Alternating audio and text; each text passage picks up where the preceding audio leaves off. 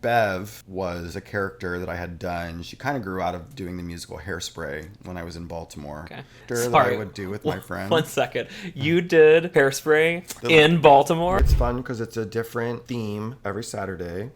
We started doing Taylor Swift brunches. Oh, was that not your favorite? I'm old. We haven't talked about one of the biggest celebrities that is often associated with you, and that is Judy. That's my mom. Yeah. She's already crying. I'm like, what's wrong? She sat down on my bed and she's like, I just want you to know that I know you're gay and I'm okay with that. I was like, how did you know? She tried to be like, a mother always knows. No.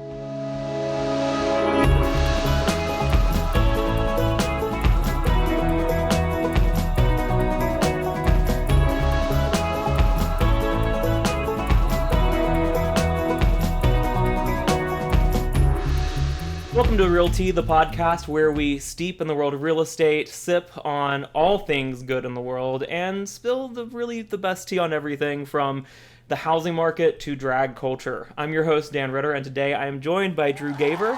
Drew is also known, probably in some circles a little bit better around Philly and surrounding areas, as Bev, Philadelphia's queen of comedy. One of my favorite performers. Thank you. So I'm doing my best not to be a little starstruck as we talk today. You need higher standards. It's fine. I mean, look who I married. Buyer in front of the pod. Standards. No, he's wonderful. And so are you. Thank you for being here. Thank you. I think in order to be a drag queen, you have to be like that extra level of narcissist. Yeah. So when you asked me to do this, I was like, I'll do it for free as Drew, but if you want Bev, you're going to have to pay. But I was like, I'll be my own level of narcissist and wear my own merch. So Listen, she's here and she's represented in some form or fashion. I love it. So, I mean, I not to dig into stuff already, but like I often talk about when I'm working with new realtors about how like becoming a new real estate is a lot like doing drag. You have to put on this persona that you have to create and then like embody it, especially when you don't know what you're doing right at the beginning. In some ways, it's like you just have to live into this fantasy of knowing what you're doing. And especially with folks, we have an amazing team leader at our brokerage who was like terrified of leading our monthly team meetings. He just wasn't confident with it. And I was like, look, put on some drag. Not real, but just like put on your face. Like exist as this person. Like realtors, you got to have a little bit of narcissism to do what we do, you know? So I recognize that. Yeah. But I'm happy that you're repping your shirt here. Available on my website. It's bevswebsite.com. Bing. All right. Anyways. Is it really it's bevswebsite.com? That's incredible. We're going to put that at the bottom if you're watching the video. Again, I love it. Always salty, never bitter. Exactly. It's great. Yeah. Fantastic. Yeah. Thank you for having me. Yeah, thanks for being here. So basically, for those who are new to the pod, and just so you have a sense of what's going to happen today, this is very much a brainchild of mine in the sense that, like, I know every cis white guy has a podcast. You know, that's a thing. But I really wanted, there are a lot of people that I have encountered in my life where I've thought, I wish I had a conversation we'd had just recorded, just so I can always remember those conversations. And there's people that I've always wanted to sit down with and have conversations with, same thing, you know, and that's what this was kind of born out of. I've always enjoyed seeing you perform. I enjoy the way that you navigate Philadelphia in all senses of politics, as culture. It's definitely been a learn from your mistakes situation, but I mean, you can only do what you can. The alternative is worse, not learning from your mistakes. That's true. You know, but I've always enjoyed you as a performer, as a person. I'm just really excited to kind of talk a little bit about you, which I know you'll love. My favorite subject. No. But in reality, you know, one of the things that really was a draw for me thinking about who I wanted on here is I know that you have transitioned recently over the last couple of years into being a full-time drag performer. Yes. And that's a big step to take. It is not for the faint of heart. It is not to be done without some kind of plan in place, even if it's not fully realized. But, you know, you had to have some specifics in mind for the journey to get to that point, even if a lot of them didn't work out the way that I had planned. But I'd love to talk about that though. You know, like first of all, you've been in Philly since 2012, is that right? You're from Maryland originally. Correct. What brought you to Philly? So I grew up in the suburbs of Baltimore City, and then I lived in Baltimore City for about 10 years after I graduated college. And I was with someone who I had met. He was a musical theater performer, and I'd met him while he was on a tour of a show. And after the tour ended, instead of moving back to New York where he was living before the tour, he decided to move to Baltimore to be with me, and he hated it. So we did I think we did maybe a year and a half in Baltimore, and he wanted to move back to New York City, and I'd never lived anywhere else. And obviously I'd been to New York before, but I was just I wasn't ready for that large of a leap.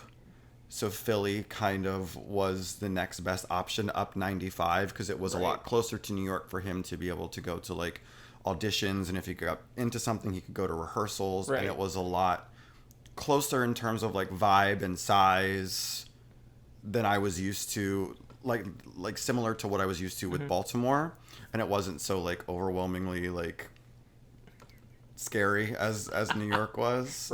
Plus it was the gay scene was larger. At the time when I lived in Baltimore, there were literally 2 gay bars. They were across the street from one another. Neither of them are there anymore. One is a Rite Aid and one is a CVS and one is a condo. But at the time, Hippo and Grand Central were right across the street, and those were your options. You started at one, you got bored of that one, you went across the street. You got bored of that one, you went back across the street. That was Friday and Saturday night. So when we visited Philly, I was like, oh my God, there's 7 or 8. There's so much more. Sure, let's move here. So, and I've been here ever since. That's awesome. Were you already performing at that point, or so? How did I, Bev like come many about? drag queens, started out with a theater degree, dreaming that I was gonna be this big theater performer. And when I lived in Baltimore, I never did anything professional, but I did regional theater, and I did summer stock and community theater. And I always had my day job, which again, like most theater people, I waited tables all through college. So I did that for a year after I graduated and realized, oh, wait, when you actually have to survive waiting tables, it's a completely different thing than just oh, this is fun money while I'm in college. And I hated it. Plus, I had gone from working in private places to working for the Cheesecake Factory, which is the most corporate environment ever you can get in. You're in 2 weeks of classroom training just to learn that 85-page menu. That menu. I can curse, right? Oh, yeah, of course. Oh, okay. Yeah. Sorry, I've said 6 times already. No, it's fine. Yeah. But, sorry, I'm long-winded. So... No apologies. In Baltimore, I happened to be doing a show at the time with a friend whose sister was looking for a receptionist for a dental office. She's like, well, my sister has this job if you really want to do something else. I was like, great, I'll do anything else.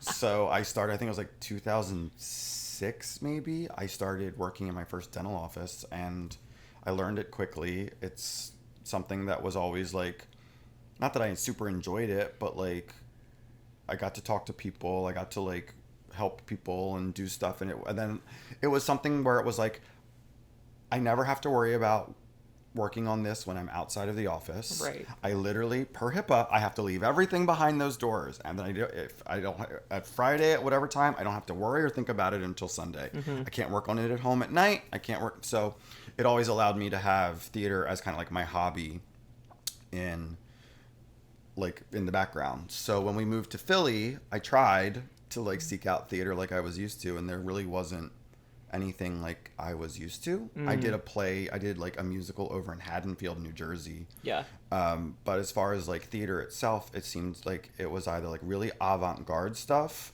and then the Walnut or the Wilma, right? And that's all professional, and that wasn't what I was. So Bev was a character that I had done. She kind of grew out of doing the musical Hairspray when I was in Baltimore. Okay.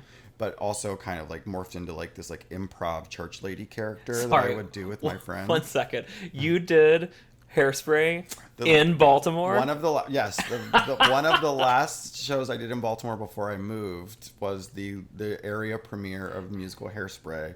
I played the male authority figure who plays all the Mr. Pinky and but all the guys in the show at the end of Act 1 in the stage show, the movie's different, have to be the moms in the Mother-Daughter Day dance. And my friend Ryan and I created Bev and Carol, the drunk moms who were hitting people with purses during the riot scene at the end. And then we would film videos backstage. And then we did YouTube stuff. And I had done improv comedy in college, so it kind of we just took these 2 characters and kept rolling with them. So when I moved to Philly, I was well, I'm not really doing theater, so I went out to a couple open mic things as Bev, and people seemed to respond well to it. So it kind of grew from that, just That's out of a awesome. need to have some kind of creative outlet because I wasn't going to be able to do theater the way I used to.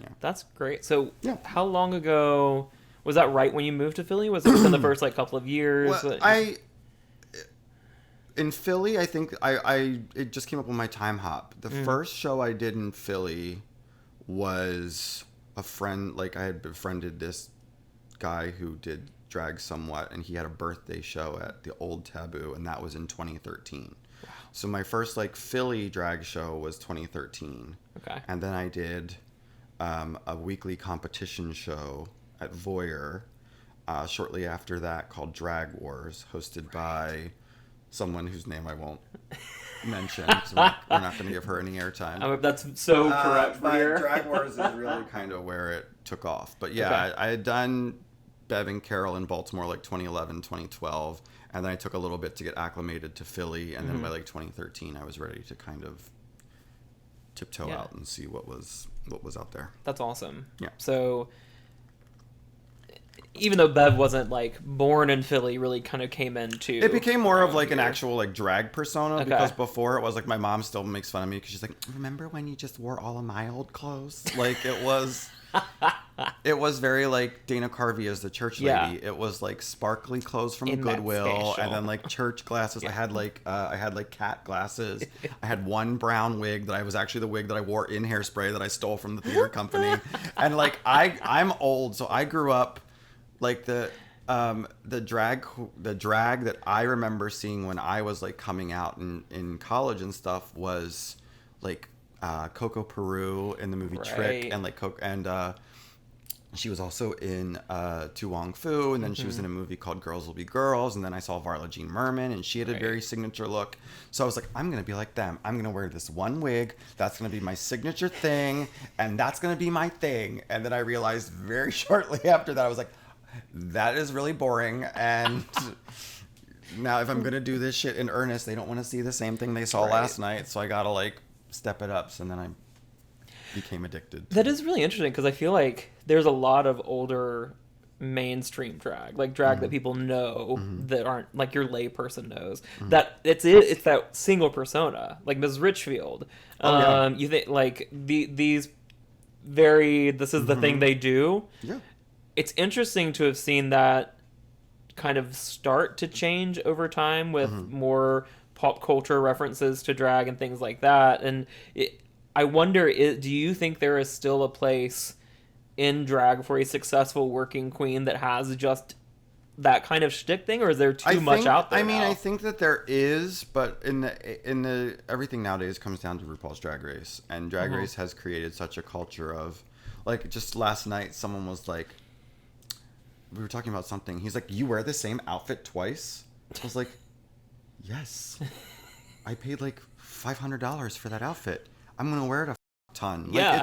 Drag Race has created this culture where it's like, it has to be a brand new wig. It has to be a brand new dress. Right. If you're seen wearing something you wore on the show, or you're seen wearing something in a different city that you wore in the city before, it's like, oh, she must be poor. Oh, she lost. It's like, it is expensive. Yes. And to answer your question, yes, I think that there is a place for that, and some Drag Race girls have done that, like Bendela Creme, Bianca Del Rio, right. Jinx Monsoon. It's not the same outfit every time, but it is the same silhouette. It's the Right. same idea. It's the same energy. Like, Jinx is almost always a redhead. Right. Dela is always a brunette. Bianca always kind of has like that Yeah. thing with the eyes and like the palm royale, I call it.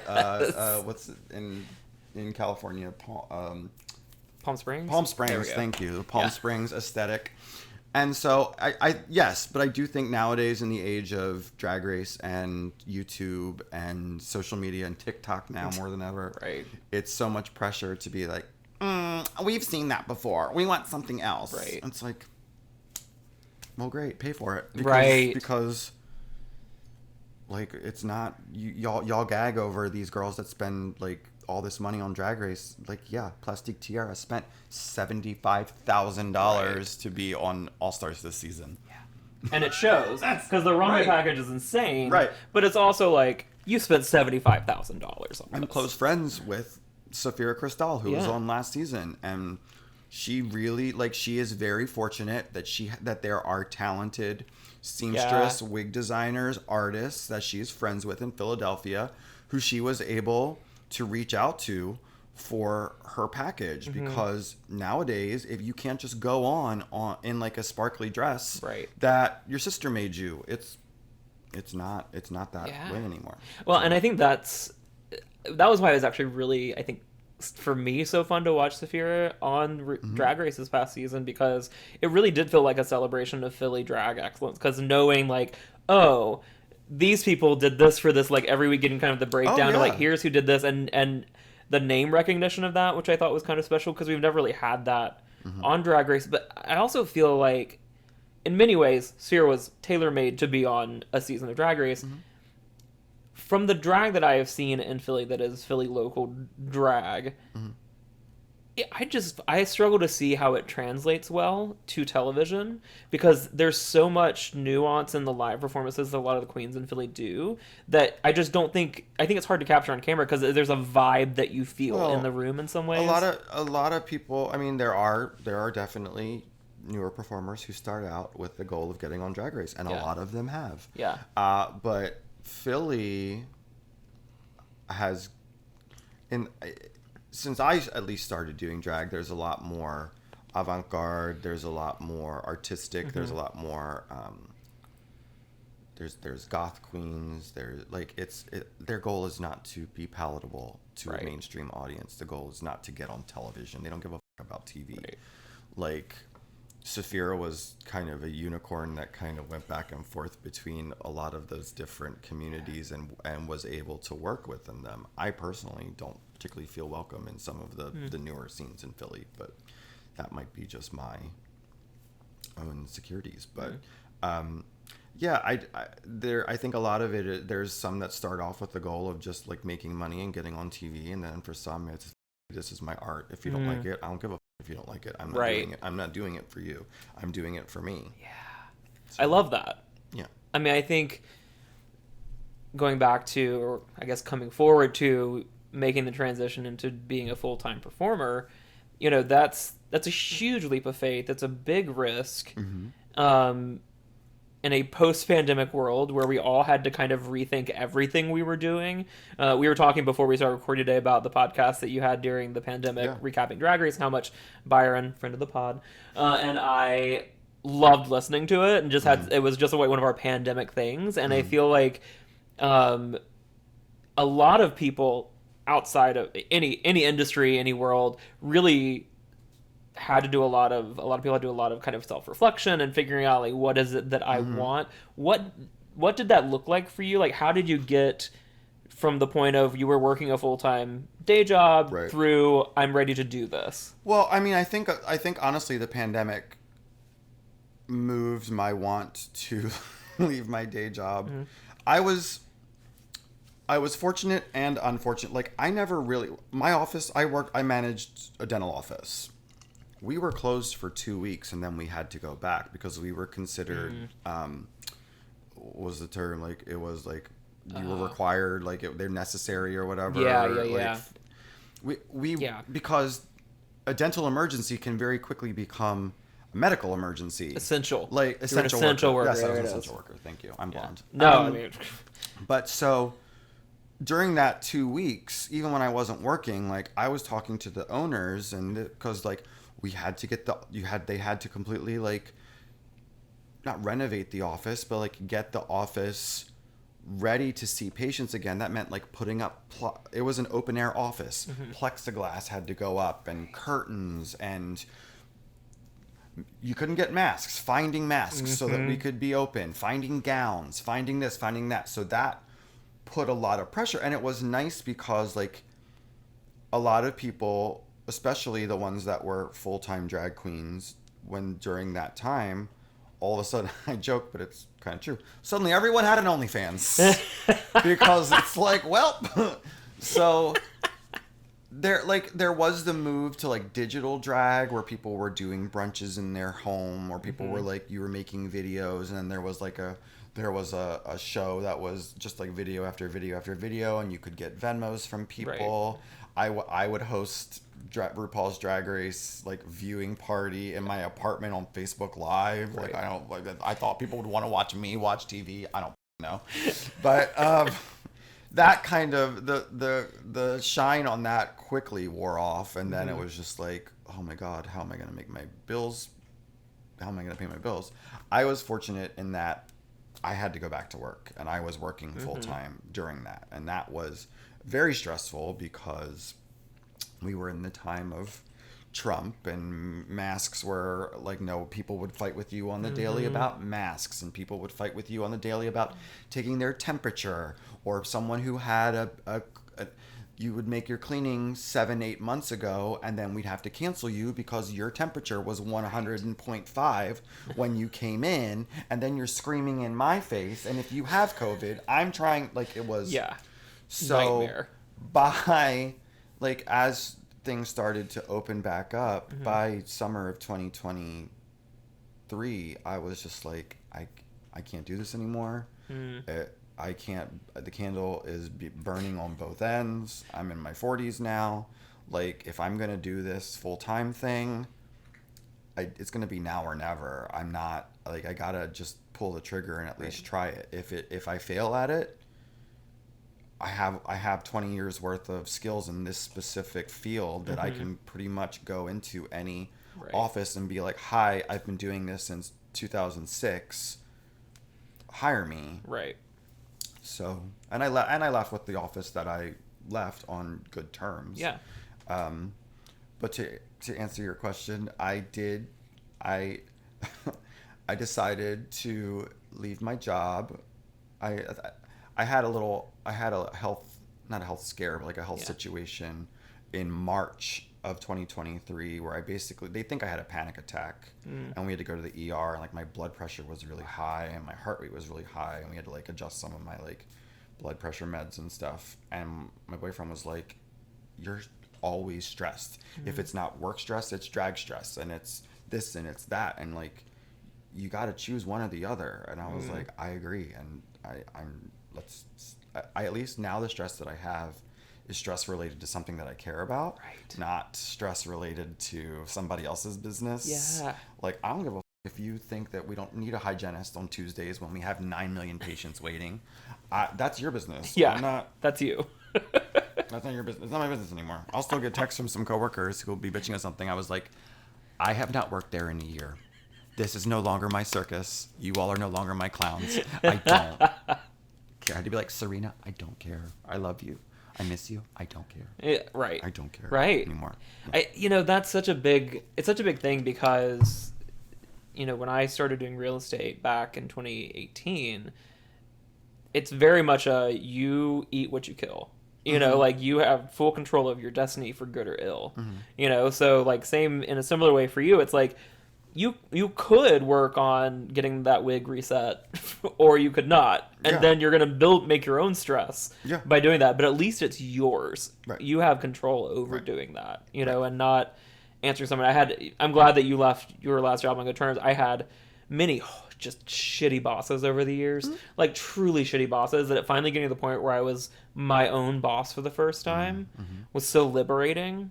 And also I am much too lenient on myself sometimes too, because it's like if I have to drive myself, some days I am the best driver in the world, and I was talking last week, I had one of the most productive weeks I've had in months. It was phenomenal. I like knocked stuff out of the park. I checked everything off my checklist, finished early every day of all the stuff I had to get done, and I looked back on it and I was like, this is doable on a weekly basis. But do I have the discipline to make sure it happens every week? And sometimes yes, but sometimes it's a struggle, not having that kind of structure.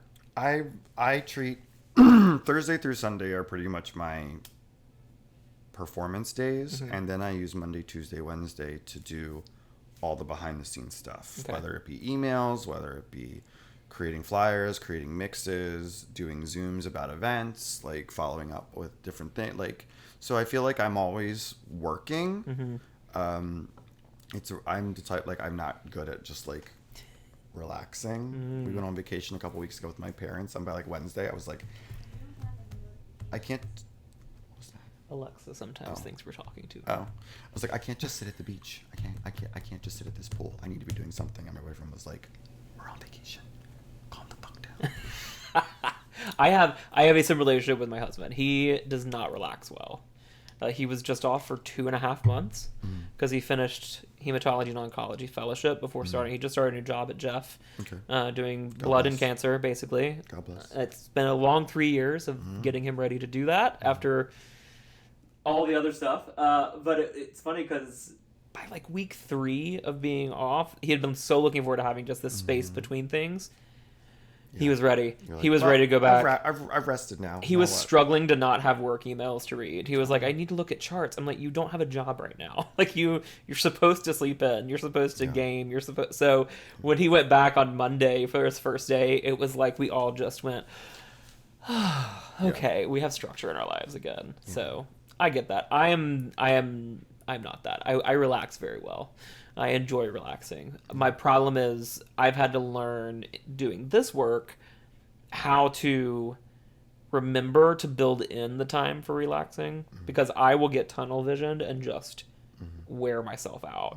And I used to answer texts from clients at 9 p.m. I used to I have now gotten to the point where I have very intentional boundaries set because it was. I mean, I'm gray for a reason. I'm in my mid-30s, and my beard's almost all white already, and there's a reason for that, so. Yeah, and, like, it has not really been what a lot of the safeguards that I thought would be in place have not worked out. I also, my parents were very worried because I decided to go full-time drag last summer when everything was, like, the drag bans and this and that, and it seemed like politically it was not going to be a great time, which, I mean, it's still not wonderful, but it's been a lot of pivoting. Luckily, I'm still able to, I'm good at pivoting, and I have made good relationships with lots of people that I've been able to be like, well, if this particular venue shits the bed and I can no longer work there, I can reach out to this venue and bring I have an established brand. I have an established base that I can be like, I can't do this there anymore. Yeah. Do you want it? Right. Let me do it here. I'll put butts in your seats. So. Which I do love. I mean, I think it's a shame that we see it. I mean, it happens in all neighborhoods around the country, but we've seen it in Philly a few times where you have venues that were wonderful and great and supportive that just overnight almost, not really, because it's a collection of things that come to a head, but I appreciate from, a layperson's perspective, I have always watched you kind of roll with those times too. And I don't think everyone's always ahead of it, but everyone also doesn't adapt either, intentionally make the choices to stick by your principles, stick by what is right. And I actually really my two love things that I've approached all the situations that I've encountered over the last few years with drag are, am I treating other people the way I want to be treated? And when I look back at this, am I going to look back at it from the right side of the argument or from the right side of history or the right side of how it played out? Right. Like, let's just look, we don't have to be vague. Like, when I left Taboo, there were other things that had happened there over the years, but there had always been some kind of an actionable step afterwards where if people were criticizing, I would be like, listen, yes, they made a mistake. This is how they've chosen to deal with it. It is an actionable step. It may not be the one that you like or the one that you agree with, but they've taken ownership and done this. When the situation happened in December with them not allowing the Palestinian performer to bring her sign in, they doubled down, basically lied about what she was doing, never apologized to her, and then called a meeting for all of us where we were just told, if you're expecting an apology tonight, that's not what we're here for. And like 10 people got up and left. I stayed, and what we sat through was just a lot of like, we don't want our venue to be political, and we just want our venue to be a place where you can enjoy a cold beer and watch a football game. Great, that you're an owner, you're allowed to do that, but for a lot of people it's been a lot more than that for a very long time. And you can't say that you don't want anything political when drag has always been political. We wouldn't have a gay rights movement without trans women. And I've hosted political fundraisers for you in your building, so you can't say that. Yeah. So I chose to walk away from that venue, and like I had a great working relationship with them that I'd established over 10 years of doing a sellout show for them with a very significant amount of guaranteed money. Yeah. And I had to be like, I could turn a blind eye to this and just continue to collect my paycheck every month. But I'm going to A, ruin my career elsewhere, and B, I'm not going to be on the wrong side of history. Like, I'm not going to co-sign this bad behavior. Right. So that's why it's been an adjustment and a pivot. But we're working through it. I mean, I think that's incredible. Yeah. I think especially, again, not to put all of it into the fact that this is truly your ownership of your business, your baby. Like, you have to be protective of it. Yeah. You have to say, like, it's not that you're not beholden to the decisions of someone else for your own business, but you are beholden to what other people choose to do and how you respond to it. I won't give this person too much credit, but the previous person I talked about who ran Drag Wars once said to me, and it's something that she was very accurate. She didn't follow her own rules, but at some point, a drag queen or in any person that decides to go from something that's a hobby, you have to, at some point, there's am I just doing this for fun, or am I doing this am I gonna be a business person about this? Because you're only as good as the public image that you put forward. So if I appreciate you saying that you've noticed like how I've adapted to things and like what I post online, because I see a lot of younger performers, every thought goes on Twitter, every thought goes on Instagram, this and that, and it's like you got to learn to edit, sis. Like I do a lot of corporate gigs during Pride season. Like they look at what they're bringing into their business, and you want to provide the best product that they're going to be comfortable bringing in. And that's a lot of that is your public persona and how you've dealt with other businesses. If they see you constantly trashing another business, they're not going to bring you on because there's fear that you're going to be doing that with theirs. Right.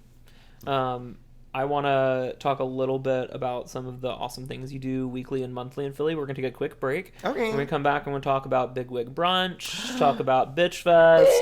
So excited. So we'll be right back.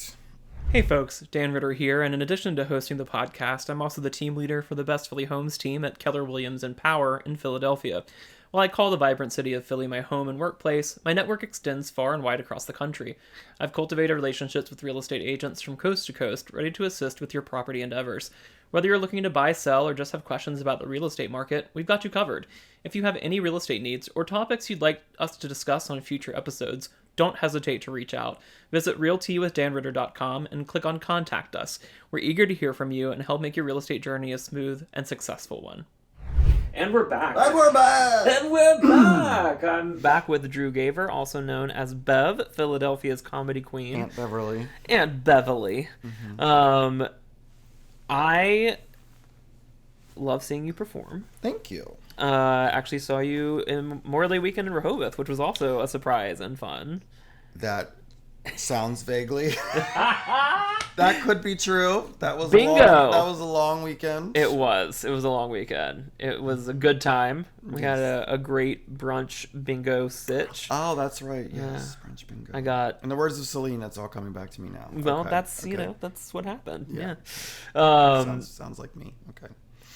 But all that to say, you are a businesswoman, and you have more than just a couple of things that are going on at any given time. But two big things are Bev's Bitch Fest and Yes. the Big Wig Brunch. Yes. I'd love to know more about both. Sure. Let's start with Bitch Fest. Bitch Fest. Yes.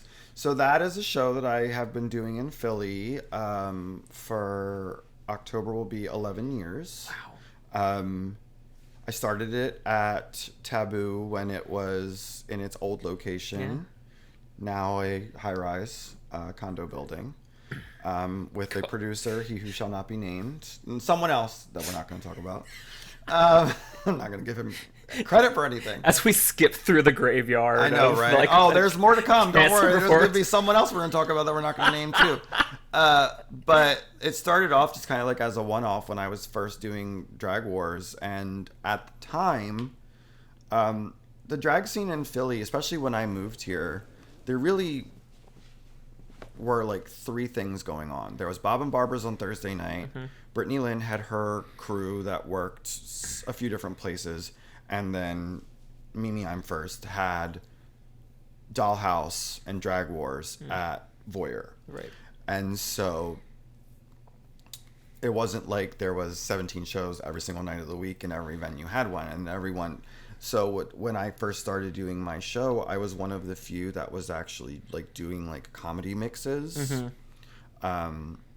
which I actually got another drag queen that I've always looked up to is a queen named Lip Synca, who was known for these long, like 20-minute numbers where it's just nothing but movie clips edited together long before like compute. She was doing this all shit on like tape and everything.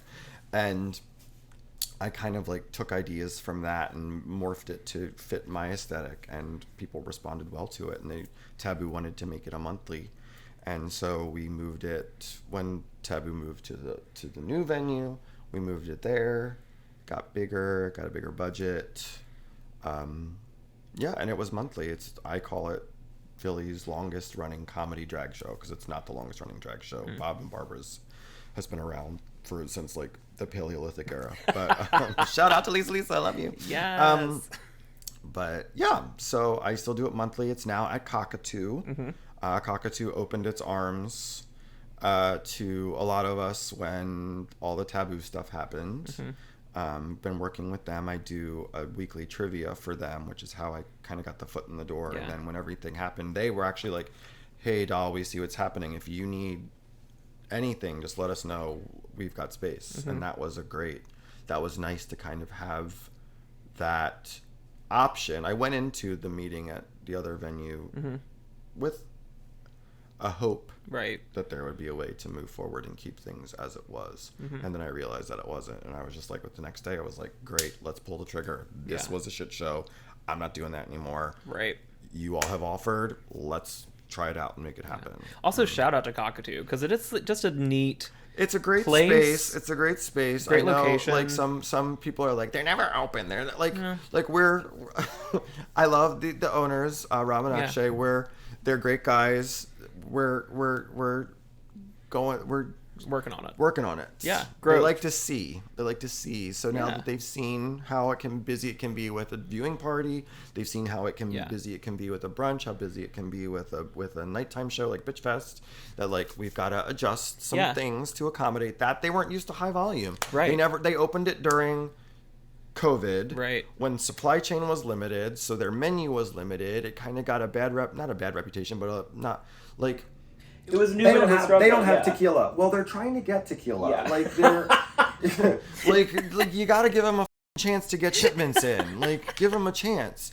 And they're a gay couple. They're POC business owners. Yeah. That is a very difficult block to be in. It is because you're right between Woody's and Voyeur, and it's like I want this community to support them because they're great. They have never turned me down for anything they offer brunch opportunities to newer queens every single Saturday.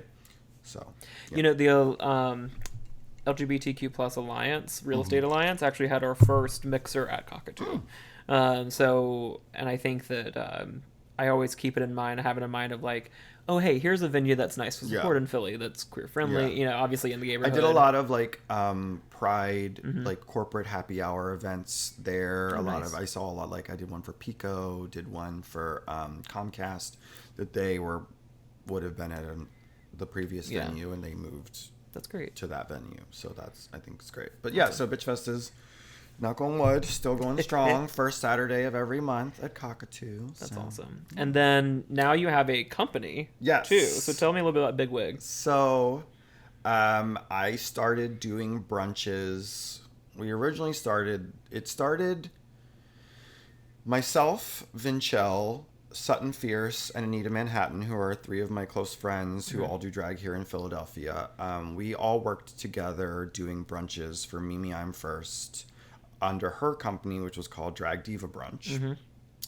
And that started out at the Hard Rock Cafe very briefly. It's hard to do brunch at a place that doesn't do breakfast food. It's hard to have a $40 cheeseburger at 11 o'clock in the morning on a Saturday while watching drag queens.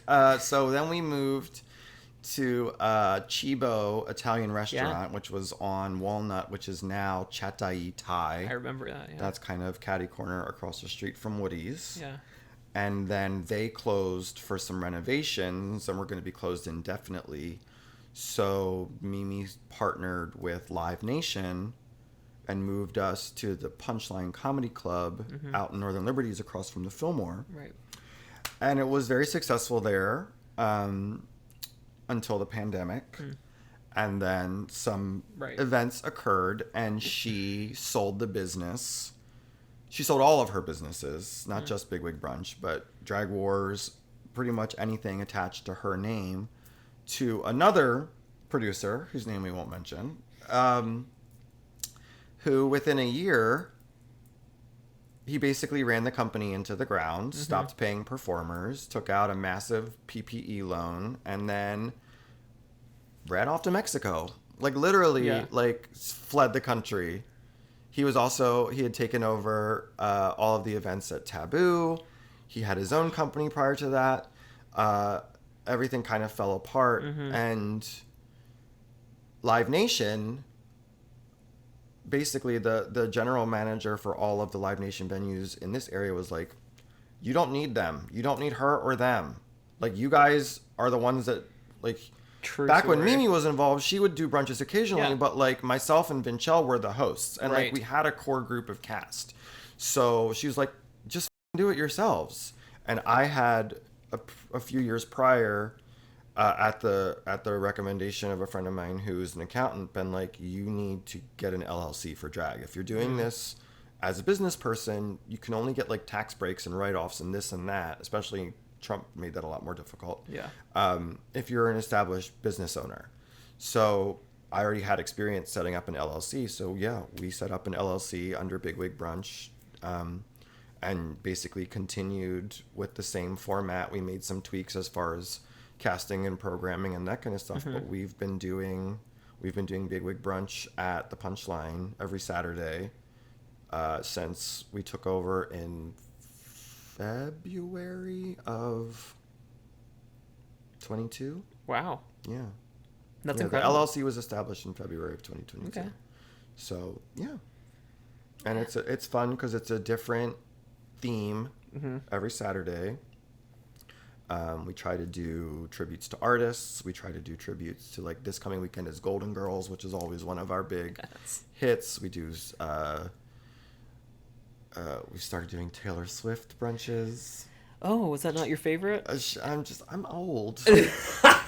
They want us to do a fucking Chapel Roan and like Charlie XCX brunch. I'm like, these girls have been around for 5 minutes. I mean, I get it, like it's popular right now, but like we do Mean Girls, we do Beyonce, Britney, Gaga, Ariana Grande, Spice Girls. So it's a different. It appeals a lot to the bachelorette birthday party demographic, but we do get a lot of the LGBTQ community as well. And we used to be 18 and up.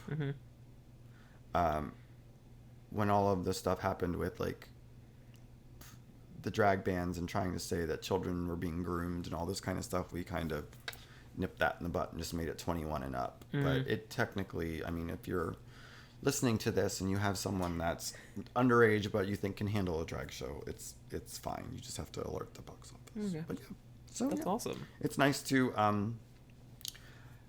always have that as something that we can all collectively work on. We each have our own roles within it, and that's always something that I'm working on in the background. That's great. As well. So yeah. We're filming this in August. It'll actually probably come out, if not this week, next week. So pretty quick turnaround. But Perfect. we're on the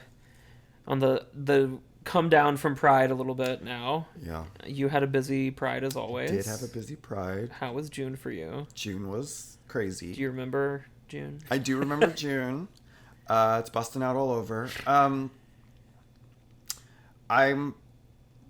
June was very busy. I'm very fortunate. I was able to take on a lot more corporate and daytime things this year than I have been in the past, just because I wasn't able to with my work schedule. So that was nice. Got to work with a lot of companies that I think we had a good relationship. So looking forward to working with them. A lot of Pride shows. I haven't been too involved with Philly Pride. It's no longer Philly Pride Presents. It's now Philly Pride 365. Just because the organizers of that, I'm not. I don't run in the circles that they run. But we had fun. We supported as best we could. My shows all went well. Yeah. You can't have your hand in everything. And then by July, I was ready to wear flat shoes again. Yeah, right? I was going to say. I'm sure I was your ready to feet go on recovered. vacation by July, which I did. Even if 2 days in, you were tired of relaxing. Yes. I was in flat shoes. I was fine. I was fine. Now, we haven't talked about one of the biggest celebrities that is often associated with you, and that is Judy. Yes. So yes, Mama. That's my mom. Yep. Shout out to Rudy Tooty Judy. She'll probably watch this. Yes. I'm very, very, very fortunate that I came out in 2001 when I was a freshman in college. And my mom actually told me that I was gay. I didn't tell her. Came home with the intention of coming out on a Sunday afternoon. And she came into my room. My mom cries at everything. She's already crying. I'm like, what's wrong? She sat down on my bed and she just blurts it out. She's like, I just want you to know that I know you're gay and I'm okay with that. And then I was like, how did you know? She tried to be like, a mother always knows. No, she had hacked into my emails and read all of my emails from my first boyfriend. But she's been involved with PFLAG, which is the Parents, Friends support group for the LGBTQ community since then, in various roles. Now she's the head of our county. It's called Parents Group, which is literally like if a parent or someone reaches out, like, I think my child might be gay, might be trans, might be questioning. My mom is one of the few that will like meet with them and be like, what are your concerns? I'm happy to talk through, provide resources. So I'm very fortunate in that. And yes, she tries to come up for as much as she can. She at least comes up every Saturday or every first Saturday for my Bitch Fest. I'm aware of the fact that everyone likes her more than me. She used to show up early so she could get a good seat. Now she knows that I can reserve her a seat. So she shows up 5 minutes before the show and just waves to her adoring crowd as she sits down, and then holds court for the rest of the evening. But yes, she's a doll. She's a sweetheart. I'm very, very fortunate. My dad is also very loving and accepting. He's just not as loud and colorful about it. We joke, we were talking about when we were on vacation a few weeks ago. We went on a family vacation for the first time in over 20 years. And we were talking about when my mom could spend, she wouldn't, but she could spend hundreds of dollars on a purse. She's still going to put her I'm a PFLAG mom and rainbow celebrate diversity buttons on every single purse. Like, and we joked about when I first came out and I was doing theater in Baltimore, and this isn't funny, but it was around the time of Matthew Shepard. She took one of my headshots and like had it as a button on her purse as well. And it would be like the rainbow flag, the black and white photo. Like, people would come up to her and be like, oh my God, I'm so sorry for your loss. Like, Mom, lose the button. People think I'm dead. That's not like, people think I died in a hate crime. Can you please lose the button? We don't need, keep the flag, keep the peace flag. I appreciate the support. We don't need a black and white headshot of me on your purse that people think I'm dead. Oh, God. That is funny. Yeah. Not funny, but also No, hysterical. but I mean, yeah. That tracks. And so, yeah, she's been a part of, she'll be a part of my act, and then she'll get mad about that. I'll post or say something. She'll within 30 seconds, I know I'll get a text saying, I don't like that, Andrew. I don't like that, Andrew. That's great. Yeah. My mom is also What's her very name? supportive. Janice. Actually, I mean, we're gonna circle back around to this later because I want to talk more about it. But a couple years ago, I had you do a Mother's Day cameo. Oh, that's right. Yes. And was it Moira? Moira Rose. Moira Rose. Because that helped pay the bills during right? COVID too. Yeah. Doing those Moira shots. But mom Janice, she's wonderful. She's so supportive. I am her. I am. It's a direct line. I mean, I have a lot of my dad in me too. Are you an only child? Wonderful. No, I have a big sister. Okay. She's amazing as well. Okay. I love her. I'm the oldest. I have a younger brother. Okay. Yeah. How's that? How's being a big brother? It's fine. I mean, we're about as polar opposite as possible. Mm-hmm. As kids, we fought constantly and hated each other. Now, as adults, we're cool. That's good. But yeah, we've just never really had much in common. Mm-hmm. There were a lot of kids in our neighborhood growing up that were like his age, mm-hmm. so he played with them, and I just kind of stuck to myself, being the artistic. That's what we called it back in the 90s. You artistic musical. Child. Yeah, I was a musical. Theatrical. Artistic and theatrical. Theater kids. That's what I was. Yeah, I'm lucky. My sister and I are very close. I think it helps that she's my sister. I think if I had had a brother, it would have been very difficult. For me, because I'm from Alabama, from the South. Wow. It's very like sports driven, and I was shocking not actually what? I played a lot of sports. I played soccer, I played t-ball, played basketball. I was actually good at basketball. I liked music more. I was a show choir kid. Shocker. So we're gonna do one more break, and then we're gonna go to a rapid fire round. Perfect. I'm so excited. Love that. All right, we'll be right back. Hey folks, Dan Ritter here, host of Real Tea. This isn't really an ad, but I wanted to take a minute to talk about the incredible events Drew and I discuss on this episode. First up, we've got Bev's Bitch Fest, the monthly comedy show at Cockatoo. Bev brings the laughs with some of the sharpest, sassiest performers in Philly. Whether you're in need of a good laugh or just looking for a fun night out, this is the best place to be every first Saturday of the month at Cockatoo in the Philly neighborhood. And if brunch is more your speed, don't miss the Big Wig Brunch at Punchline Philly. Picture this, mimosas flowing, delicious bites, and a lineup of fabulous drag queens bringing you the best live entertainment possible. It's the perfect way to spice up your weekend and get your brunch on in style, and that's every Saturday. These events are a must if you're in the area and are one of the best ways to support our local Philly performers. Trust me, you don't want to miss out. And we're back! We are back! I have a bunch of questions. I'm ready. But first... Yes.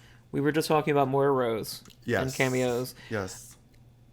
Would you consider yourself a person who, like an impressionist, or do you just have a few in your pocket that you're like great at and you embody really well? I wouldn't consider myself an impressionist. Like I do, especially with like drag looks.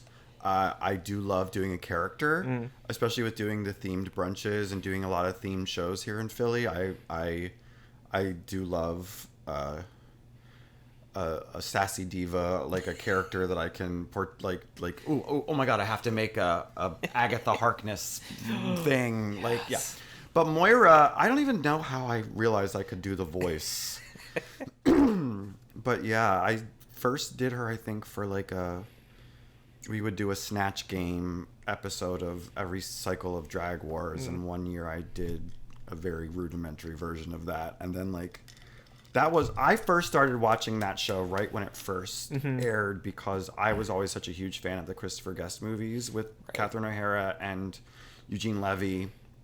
And when I saw they were doing that show together, I was like, oh my God, I have to watch this. And then I fell in love with it. So before it kind of blew up into this like mega thing that it was. The first 2 seasons, it was like just kind of this like quirky thing, and people would be like, "Who are you? Who is that?"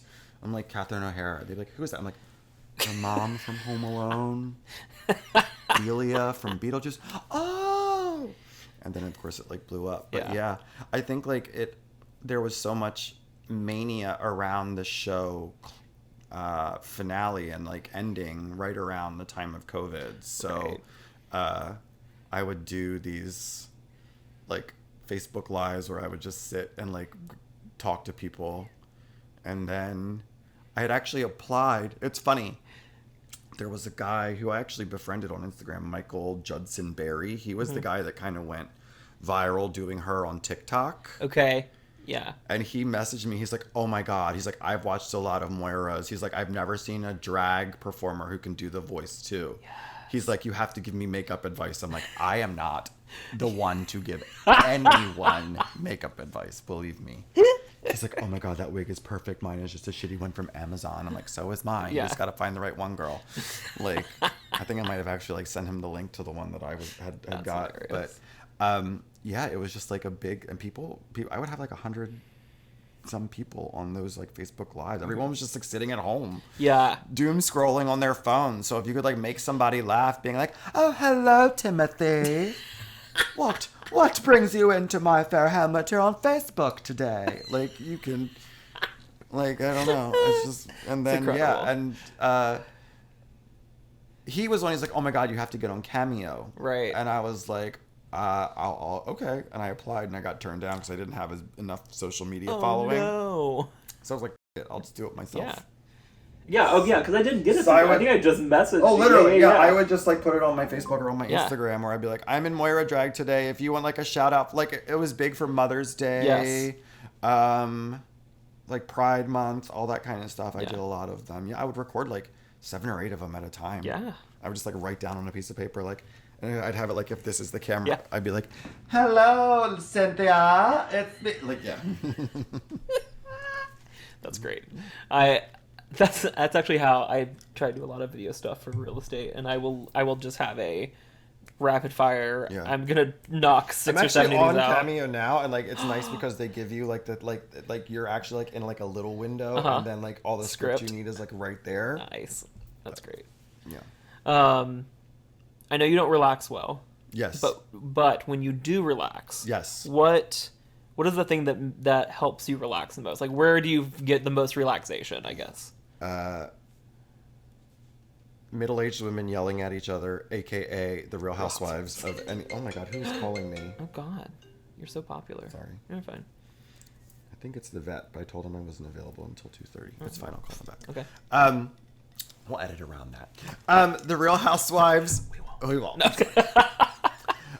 The Real Housewives of any franchise. That's my guilty pleasure. Mm-hmm. That's if there's literally nothing else going on, I know I can put on an episode of at least some franchise. Yes, I've probably watched it 15 times. Right.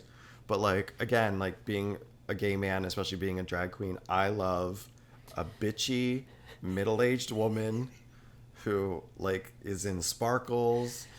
One of the podcasts I listen to is it started off as a Bravo Housewives recap. It's called Bitch Sesh, and Casey Wilson, one of the hosts, is like, "I love a woman who looks like she's been rode hard and put away wet. She's got to have some miles on her. She's got to have a healthy dollop of delusion. Like, I just want to watch these women go after each other. So that's like my relaxation. Like, I know that I can like just chill and watch my wives. Yeah. Are there any recent shows that have been on, not Housewives, that have really just like tickled your fancy? I'm not a big scripted TV person. Okay. Like, I watch Bridgerton. I loved The Crown when it was on, but if I'm watching TV 99% of the time, I'm watching either garbage reality TV, or I do love a documentary. I do love like the Hulu limited documentary series, the Netflix limited doc series. HBO Max has great ones. I loved Traitors on Peacock. Peacock has brought back all the old Bravo shows from like 10 years ago that aren't on anymore, like Tabitha Takes Over. Tabitha was everything. Kathy Griffin, My Life on the D List. Like, so it's like watching like all those like old Rachel's. I was never a big Rachel Zoe Project person, but those are on there. I think about those like the seminal works. Like all the Kathy Griffins. It's like, oh, take me back to 2007. It's like the Chronicles of Narnia. I was there when the Deep Magic was written. That's those old Bravo shows. It's like, it's the Tabitha. Way before high def. Yeah. Everything's blurry as on an HD TV. Oh, yeah. That's amazing. Yeah, so. Okay. Earlier you mentioned in passing, and I think we were trying to find Palm Springs, but Palm Royale. Oh, my God. Yes. Did you watch it? Oh, my, of course. Okay. I've always been a huge Allison Janney fan. My it's not my number one favorite movie, but I'd say like my second or third favorite movie is this movie called Drop Dead Gorgeous, which every gay guy probably loves. If you don't, you need to. Yeah. But Allison Janney, I never watched The West Wing, but like that was my first introduction to Allison Janney was Drop Dead Gorgeous, and her character Loretta like steals the entire movie, which is hard because that's a crazy ass movie. But then like she was in The Help, and she was in she won the Oscar for I, Tonya, basically playing the exact same character from Drop Dead Gorgeous. Just because she's Allison Janney deserves an Oscar, you know. What got me into Palm Royale was Kristen Wiig and Carol Burnett, and I was like, wait a minute, Allison Janney is in this, and she is incredible, the best character. I actually had a wig made. I had James Mansfield from Drag Race, because I know she does a lot of like recreations, and she's pretty fast. I was like, you have to make me this wig. So she made me an Evelyn Rollins like big red like flip wig, and I kept saying especially like my like trivia gigs this summer, everyone's like, it's hot girl summer. No, it's Palm Royale summer, because I am wearing nothing but caftans and like flowy Valley of the Dolls like tunics the entire time. They modeled that character. Have you ever seen Valley of the Dolls? Yeah. That character is Helen Lawson. Yeah. Like they literally just. But oh my God, yes, I love. It's funny. Someone brought that up to me last night, and I was like, they were like, "Girl, the ending was kind of bad." I was like, it started off really great. I feel like they had script for 8 solid episodes, and then Apple TV was like, "Well, we're actually ordering 10," and they're like, "So what are we gonna do?" So yes, there is an episode where she like, I fucks a whale, or like has some kind of a psychic connection with the whale, but it's Allison Janney, so she sells it. And also spoilers, but like that's the same episode where Kristen Wiig falls off, that gets pushed off the boat. I thought that was the season finale. I didn't realize there were 2 more episodes, or an episode or 2 more after that. Yeah. And I ended, and I was like, well, what happens? And then the actual finale ends. I was like, I mean, I kind of want to know what happens, but not like when she fell off the boat. Well, that was the same episode where like full on like Finding Nemo. It's like she's talking to whales, like, and it changes her life. It is a bonkers show. It is bonkers. But it's so good. It's so entertaining, and it's so like geared towards like gay guys our age. Yeah, it's like, that's fair. It's like it's period. They're all in like these cunty, fabulous costumes. They're all just mean to each other. It's to their faces and behind. It was very gay. We were never a Golden Girls house growing up. When I was a kid, we were a Designing Women house. Yes, same. And it gave me very shades of like Suzanne Sugar Baker and like Jean Smart, who I love. Yes. Hacks is also. I've just started watching Hacks. I hadn't watched because I love Jean Smart, because I was also a Designing Woman household. Like my aunt knew Delta Burke. Oh, really? And like, because my aunt was publisher of Southern Lady magazine, and so like I grew up. That was the world I grew up in, you know. So Southern Lady magazine. I mean, what is the design? It's like, it's the South. We don't put all crazies upstairs. We spend them out in the living room for everybody to see. My favorite. Yeah. That's my favorite Designing Women quote ever. My favorite. Everyone always talks about the night the lights went out in Georgia. Yes, that's iconic. Yeah. But my favorite episode is the episode where Julia gets her head stuck in the banister at like the mansion, and they put her in a dress because the party's about to happen, and Suzanne goes, "Oh, Julia, those stockings are far too dark for that dress." And Dixie Carter goes, "Thank you, Suzanne. I wouldn't want all the guests, the finest of Atlanta, to look at me, look up there and say, 'Hey, do you see that woman? The woman with her head stuck in the banister? Her stockings are far too dark for her dress.'" You know what, though?